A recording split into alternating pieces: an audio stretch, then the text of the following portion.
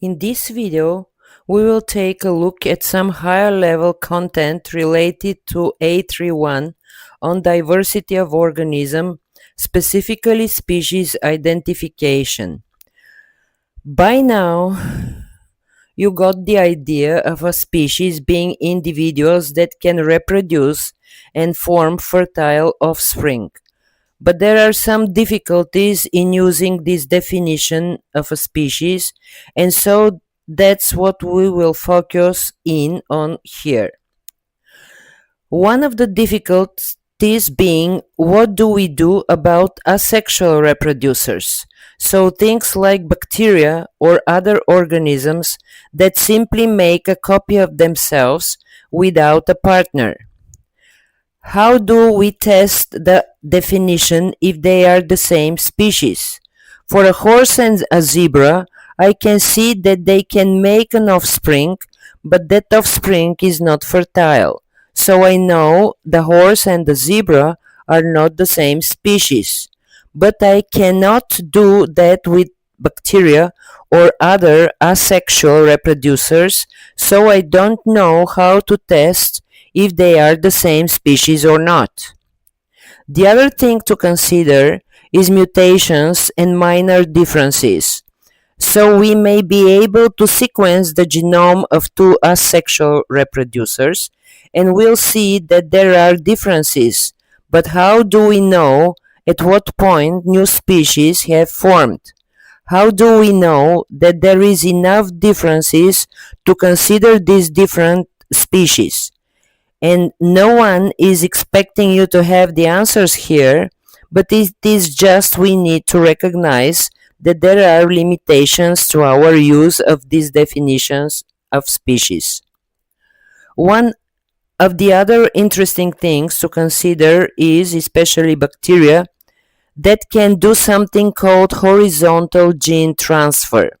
So that works a little something like this.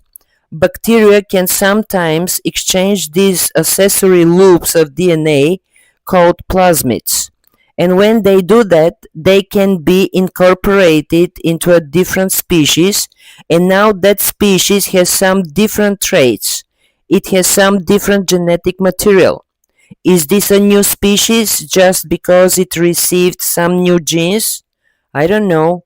So again, we are not expected to know the answer here, but we are expected to be able to talk about some of these problems with using the definition of a species.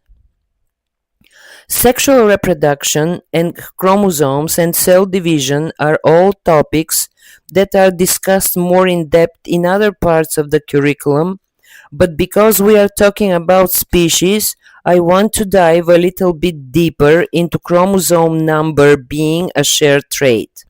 So let's take a look at why that is. During gamete production, that's producing eggs and sperm, the chromosome number is reduced by half, and so these chromosomes are not diploid. They don't come in pairs. In gametes, the chromosomes do not come in pairs, they are haploid.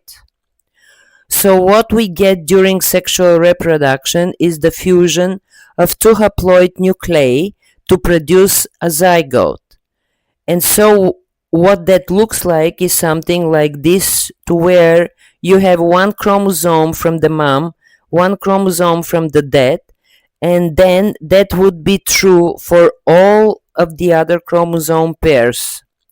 So we get these diploid cells in the zygote from the fusion of these male and female gametes that ends up with these homologous pairs.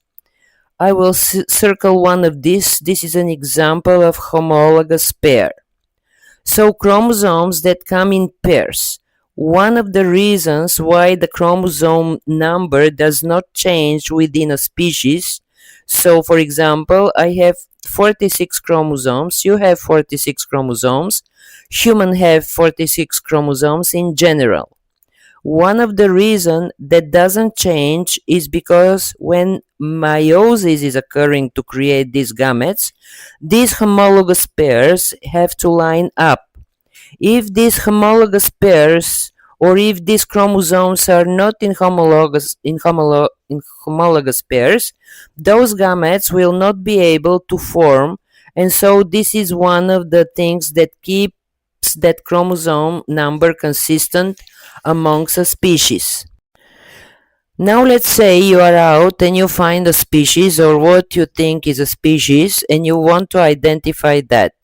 You might use what is called dichotomous key. So that prefix di meaning two. This is a key that has a series of yes or no or either this or that question to help you identify an organism. So to use the dichotomous key, it will look something like this. If I find something and I know that it's a vertebrate, then I can decide, does it have fur or no fur? If it does not have fur, then I have to decide, does it have feathers or no feathers? If it doesn't have feathers, I have to look at it. Does it have dry skin or moist skin? If it has dry skin, okay, maybe it's a reptile. So these features you are notice need to be clear and unambiguous. So I can say, is it big? Well, big can mean a lot of different things. I cannot say, is it pretty? I also probably shouldn't use internal things, so I might not have a lot of luck if I say, does it have four-chambered heart?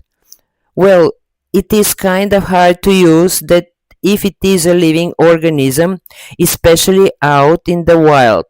So we have to make a dichotomous key. We want to use clear, unambiguous, and observable traits. They should be yes or no answer, and it can be in the form of tree diagram or just yes or no questions that lead to an answer at the end.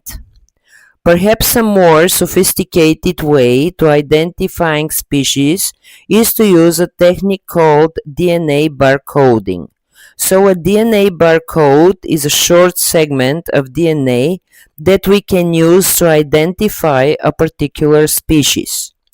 So I would be looking for a segment that is really unique to a certain species, and then I can tell if that organism belongs to that species or not. It's very cool, so it allows you to identify an organism even if you don't see it, even if that organism is not physically there. So here is how that might work. Let's say researchers are looking to detect the presence of the invasive American bullfrog in European wetlands. Researchers collect water samples from ponds, lakes, or rivers where the American bullfrog is suspected or being monitored. They don't need to physically catch the frogs. The water contains tiny traces of DNA shed by the bullfrogs through skin, cells, mucus, feces, or other biological material.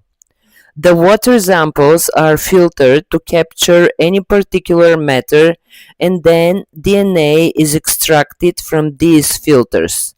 Specific barcode regions of DNA that are unique to the American bullfrog are targeted and amplified using polymerase chain reaction. PCR. This makes many copies of the bullfrog's DNA barcode, if it's present, even in very small amount. The amplified DNA is then sequenced. The obtained DNA sequences are compared to the existing reference databases that contain known DNA barcodes for various species. If the sequence matches the known barcode for the American bullfrog, it confirms the presence of the invasive species in that body of the water, even if no actual frogs were seen or caught. This example highlights how DNA barcoding of environmental samples has revolutionized biodiversity monitoring and conservation efforts by providing a sensitive, and non-invasive way to detect organisms without direct physical interaction. Key concepts in understanding the diversity of organisms include recognizing the limitations of the traditional species definition, particularly for asexual reproducers, and in light of horizontal gene transfer. Furthermore, it's crucial to grasp how consistent chromosome numbers are maintained throughout meiosis within a species. For practical identification, dichotomous keys provide a structured method using clear, observable traits, while advanced techniques like DNA barcoding offer a sophisticated way to identify species through unique genetic segments, even from environmental samples. This marks the final lesson for A3.1 high-level species identification. We have covered a lot, and I'm looking forward to joining you for our next topic.